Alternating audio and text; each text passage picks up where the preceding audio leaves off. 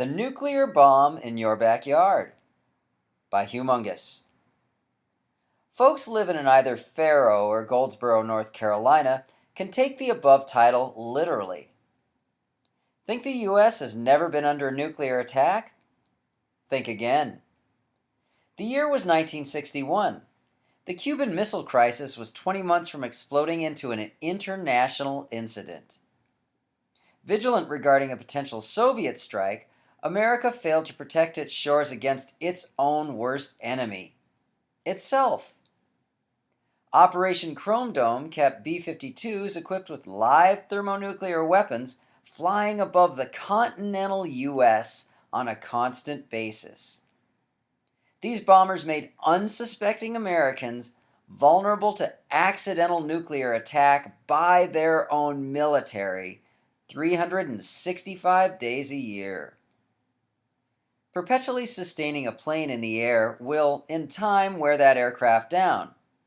On January 24, 1961, a B-52 en route to Seymour Johnson Air Base, adjacent Goldsboro, North Carolina, experienced such a scenario.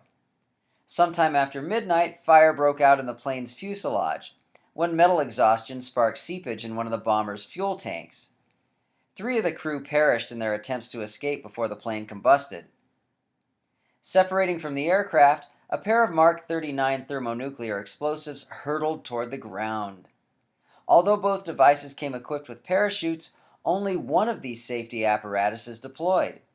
Consequently, one of the 2 bombs plummeted into a muddy field after reaching a velocity close to the speed of sound. 5 of 6 safeguard mechanisms deactivated on the first of the 2 bombs, leaving a single trigger to prevent detonation. The second munition plunged headlong into the marshy earth, creating an impact crater 5 feet deep and 10 feet wide.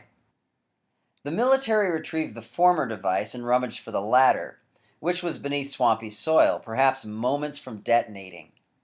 Excavations for the lost munition were carried out in secret, as the government alerted the media they were hunting for a missing seat from the plane crash. Since the search cost taxpayers $500,000, that must have been one really comfortable chair. The first portions of the bomb were uncovered 8 feet below the surface. More remnants were dredged from 12 and 15 feet. At close to 20 feet, chunks of the detonators and arming triggers were unearthed. When the military finally abandoned their efforts to uncover crucial elements of the device, including its plutonium core, the hole in the ground was 50 feet deep and 200 feet in diameter.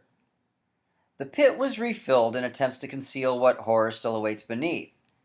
The owner of the land was allowed to replant crops he had cultivated prior to the crash, but was prohibited from ever digging in the location's general proximity. Although detonation of the device is no longer an issue, irradiation will be a concern for longer than it takes Dick Van Patten to be determined People magazine's sexiest man in history. In our bonus round, see if you can guess which country on the planet the United States has nuked most.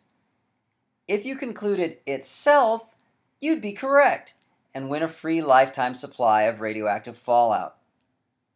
1,021 nuclear detonations at the Nevada test site alone, and we still credulously believe the exponential increase in cancers is predominantly hereditary.